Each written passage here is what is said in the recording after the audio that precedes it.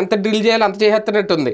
అది ఇక్కడ బేసిక్గా తెలుగుదేశంలో ఒక మాట చెప్తారు, బీసీ నాయకులకి బీసీలు ఓట్లేసి గెలిపిస్తే వస్తుంటుంది, కానీ బీసీ నాయకులలో ఒక 3-4 కుటుంబాల వాళ్ళే సక్సెస్ అక్కడ. మిగతా కుటుంబాలను అక్కడే ఉంచేశారు. అవును. గ్రౌండ్ లెవెల్లో ఎదిగేలా చేసుకునే టైం ఇది. జగన్ పక్కన బీసీ కార్డు పెట్టుకుని తిరిగాడు మొన్న, దురదృష్టవశాత్తు ఓడిపోయాడు. కానీ ఇప్పుడు ఇట్లా చేస్తే ఏమవుతుంది, అదే కదా, బీసీలకు ఎక్కడైతే అవమానం ఉంటుంది అక్కడైతే ఇస్తారనేటువంటి ఫీలింగ్ లేదా, ఫీలింగ్ వస్తుంది. అవును. ఈవెన్ అందులోకి ఈయన పిలిచి పదవి ఇచ్చినట్టు కదా పార్థసారథిని, మొన్నటికి వైసీపీ ఆయన పిలిచి మంత్రిని చేశారు ఇప్పుడు సింగిల్ టైమ్ లో. ఇప్పుడు 4 రాజ్యసభ సభ్యులు అయితే అందులో 3 రాజీనామా చేశారు. బీసీలకే 4గురికి ఇచ్చాడు అతను.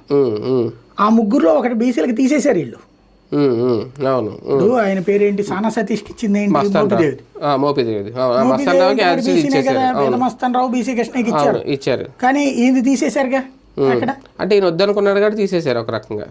అప్పుడు బీసీకి ఇవ్వాలిగా, బీసీకి ఇవ్వాలి. ఇంకో బీసీకి ఇవ్వలేదు కదా, మరి ఎనమలకి ఇవ్వచ్చు కదా. అది ఎనమల ఫీల్ అయింది అక్కడ, అక్కడ కూడా బీసీకి అవమానం అని జరిగింది. అది అట్లాగా కొన్ని కౌంట్ అవుతుంది. కాకపోతే ఇది అర్జెంటుగా వచ్చేసేసి ఏదో సంక్షోభాలు వస్తాయని కాదు. కానీ మన ప్రవర్తన, బీసీ నాయకుల్ని ఆయన వేదిక మీద అన్ని కులాల వాళ్ళని నేను పక్కన పెట్టుకున్నాను అంటాడు.